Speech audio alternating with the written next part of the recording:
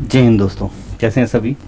तो जैसी उम्मीद थी सरकारें जैसा कर रही हैं और कहीं ना कहीं हम भी उसमें भागीदारी हिस्सेदारी रखते हैं, वैसा ही हुआ है। फाइनली यूपी पुलिस का जो पेपर हुआ था 2 दिन में उन्होंने सारा पेपर करा लिया, लेकिन अंततः वो लीक हो गया। अब लीक तो है ही, उसको मानो चाहे ना मानो, सरकार माने चाहे ना माने। उन्होंने खुद ही बहुत सारे सॉल्वर पकड़ाए हैं। ठीक है, पहले दिन ही 13 पकड़े थे, 150-200 सॉल्वर तो वो पकड़ ही चुके हैं। तो फाइनली पेपर तो ये है कि लीक है। अब उस पर सरकार कमेटी बनाए, जो भी बनाए, फिर वो कमेटी जो भी निकल के आए रिजल्ट निकालते हैं, वो एक अलग बात है। बाकी पेपर लीक हो गया है। और आप देखो 2017 के बाद सारे पेपर लीक हुए हैं। ठीक है, 2017 में भी हुआ, 18 में भी हुआ, 21 में भी हुआ, जो भी वैकेंसीज हो रही हैं। और ऐसा नहीं कि केवल यूपी में भी पेपर लीक हो रहे हैं। यूपी के अलावा जैसे एमपी में है, मध्य प्रदेश में भी सारे पेपर लगभग लीक ही हो जाते हैं। छत्तीसगढ़ है तो छत्तीसगढ़ में भी हो ही जाते हैं। ठीक है, सभी जगह पेपर लीक हो रहा है। गवर्नमेंट किसी की भी हो, उससे फ़र्क नहीं पड़ता, पेपर लीक हो जाता है। सिस्टम बड़ा मजबूत है जो पेपर लीक करना चाह रहे हैं उनका, क्योंकि उसमें हमारी जिम्मेदारी हिस्सेदारी बहुत ज़्यादा है। पेपर लीक हो रहा है तो कहीं ना कहीं बच्चे चाह रहे हैं ना कि पेपर लीक हो। ठीक है, बच्चे उस चीज़ को सपोर्ट कर रहे हैं और लगभग मुझे लगता है कि हर एक बच्चा यही सोचता है कि पेपर मुझे मिल जाए। अब यह है कि जिसकी जुगाड़ बैठ जाती है उसको पेपर मिल जाता है, जिसकी नहीं बैठ पाती उसको नहीं मिलता। और जब नहीं मिलता है तो हम ये कहते हैं कि यार हम बहुत ईमानदार हैं। एक्चुअल में आज ईमानदार वही है जिसको करप्शन का मौका नहीं मिला है। तो जितनी गलत यहाँ पर, जितनी कमी और गलती सरकार की है, उतनी ही उन सभी परिवारों की, बच्चों की भी है जो पेपर दे रहे थे और जो पेपर लीक कराने में प्रयासरत हैं, जिन्होंने पेपर खरीदा है। और जब तक हर एक व्यक्ति अपनी जिम्मेदारी नहीं समझेगा ना, चीज़ें सही नहीं होंगी। एक तो इलेक्शन का तो ये मुद्दा होता ही नहीं है। वैसे भी जब भी चुनाव होते हैं तो चुनाव का मुद्दा बेरोजगारी, एजुकेशन कहाँ होता है। ठीक है, ये सब मुद्दे तो होते ही नहीं है। यदि ये मुद्दे होते तो इन मुद्दों के आधार पर चुनाव लड़े जाते और मैनिफेस्टो में सरकारें ये मुद्दे लिखती हैं अपने और जनता उन पर ध्यान देती। ना तो मैनिफेस्टो में सरकारें ये मुद्दे लिखती हैं, ना जनता उन पर ध्यान देती है। चुनाव होते हैं, पेपर लीक होते हैं, उसके बाद चुनाव होते हैं और ज़्यादा बहुमत से चुनाव जीत जाती हैं सरकारें। मध्य प्रदेश में भी यही हुआ, वहाँ पर भी ऐसा ही हो रहा है। उस चक्कर में कुछ जो गरीब बच्चे हैं, जो लगातार प्रयास कर रहे हैं, मेहनत कर रहे हैं, वो पिस जाते हैं। ठीक है, हालांकि देखो वो भी ज़्यादातर यही चाह रहे होते हैं कि पेपर उनको मिल जाए, लेकिन मिल नहीं पा रहा तो वो ठीक है, ईमानदार हैं। लेकिन हाँ, कुछ बच्चे थोड़े जो होते हैं ईमानदार होते हैं, मेहनत तो कर ही रहे हैं सिंसियरली। सभी की इच्छा होती है कि पेपर मिल जाए, लेकिन कम से कम वो पढ़ भी रहे हैं। तो ऐसे बच्चों के समय भी बर्बाद होता है। अब बहुत से बच्चे मध्य प्रदेश से, सोचो यहाँ से गए, 3-4 दिन लगा एक पेपर देने गए, पैसा भी खर्च होता है। 2-5 हज़ार रुपये जो बच्चा पढ़ रहा है उसके लिए बहुत बड़ी बात है। जो स्टूडेंट है उसके लिए 2,000 रुपये, 3,000 रुपये बहुत बड़ी बात होती है। बच्चे इतना परेशान होके जा रहे हैं। आप देखो स्टेशनों पे इतनी भीड़ है, लाखों में बच्चा देने जा रहा है और उसके बावजूद पेपर लीक हो गया। तो इसके लिए सरकार को तो नियम बनाने ही चाहिए, बहुत कड़े नियम बनाने चाहिए। सरकार जैसा कह रही है कि सरकार चाह रही थी कि पेपर अच्छे से हो जाए, तो उसके लिए फिर कुछ ऐसा करो भाई, कोई नियम लेके आओ, उनके लिए कुछ सजा हो। अब बुलडोज़र घर घर पे चल ही रहा आजकल। तो यहाँ तो जो भी बच्चा पेपर खरीद रहा है, यहाँ निश्चित रूप से उसका पूरा परिवार दोषी है, क्योंकि पेपर खरीदने के लिए स्टूडेंट के पास पैसे कहाँ है, पेरेंट्स ने दिए ना। तो आपके पूरे परिवार को पता था, तो आप पूरा परिवार इस में शामिल है। तो यहाँ तो निश्चित रूप से उनके खिलाफ कार्रवाई होनी चाहिए और सख्त कार्रवाई जब तक नहीं होगी, जब तक चीज़ें नहीं होंगी। आप यदि पेपर लीक हो रहा है, लीक होता छोड़ देते हैं। आप देखो, मुझे नहीं लगता कि पिछले 10-20 सालों में आपने कहीं सुना होगा कि इस व्यक्ति को सज़ा हुई, जबकि उस व्यक्ति के पूरे परिवार को सज़ा होनी चाहिए। क्योंकि पेपर लीक हुआ है तो उसमें पूरा परिवार शामिल है। माता पिता ने पैसे दिए हैं, आपने पेपर लिया है, आप भी शामिल हैं, माता पिता भी शामिल हैं, सब कुछ शामिल है। तो यहाँ निश्चित कड़ी कार्रवाई होनी चाहिए। जाओ बुलडोजर चलाओ उनके ऊपर। तो सरकार कुछ कड़ी कार्रवाई करे। सरकार को भी ज़रूरत है कुछ सख्त नियम बनाने की, जैसे केंद्र में अभी इस बार नियम बना दिए कि भाई 10 साल की सज़ा होगी, 1 करोड़ का जुर्माना होगा।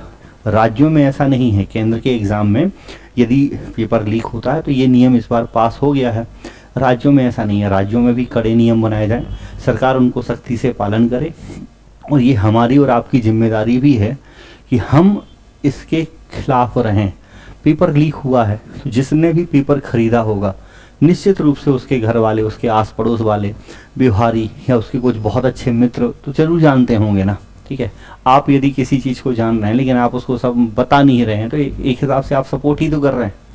तो ये सारी मिली जुली भगत है एक्चुअल में, हम कहीं ना कहीं सब इसमें शामिल हैं, सब ही इसमें शामिल हैं। किसी एक व्यक्ति पे दोषारोपण करके हम बस अपनी जिम्मेदारी से, अपनी गलतियों से पीछे हट सकते हैं। हम ये कह सकते हैं कि ये सरकार खराब है, ये सरकार खराब है।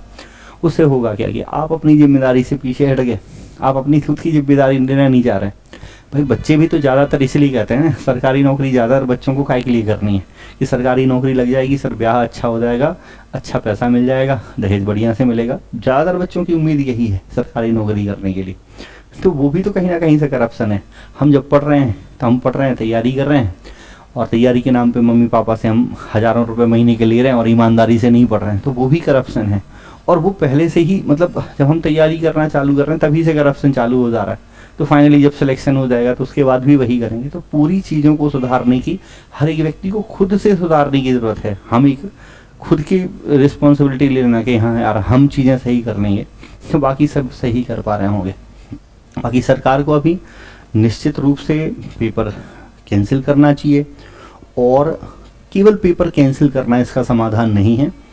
उसके लिए एक तो जो भी पेपर लीक कराने में शामिल हैं उन सब के खिलाफ कड़ी कार्रवाई हो, ताकि लोगों को सबक मिले, सीख मिले कि यार ऐसा करने से सज़ा निश्चित रूप से मिलती है। और पेपर जब आप कैंसिल कराएं, दोबारा पेपर कराएं, तो फिर से उन बच्चों के लिए कुछ तो व्यवस्था सरकार को करनी पड़ेगी। जो बच्चा एमपी से, बिहार से, दूसरे स्टेटों से गया है, बहुत दूर दूर से गया है, यार वो 2000-3000 रुपये लगा के फिर से नहीं जा पाएगा, क्योंकि एक तो पैसा भी नहीं होगा और दूसरा उसको फिर लगेगा यार पेपर दे के आएंगे, पेपर फिर लीक हो जाएगा। उसको लगेगा ना कि पेपर दे के आएंगे। आप कैसे विश्वास दिलाओगे कि अगली बार हम गारंटी आपको देते हैं कि बिना पेपर लीक हुए पेपर हो जाएगा? ये सरकार कैसे विश्वास दिलाएगी? तो सरकार को कुछ ऐसा करना चाहिए जिससे पेपर लीक होना बंद होता है, या तो आप सिस्टम बदलो। देखो बहुत सारे पेपर हैं जो अच्छे से हो रहे हैं।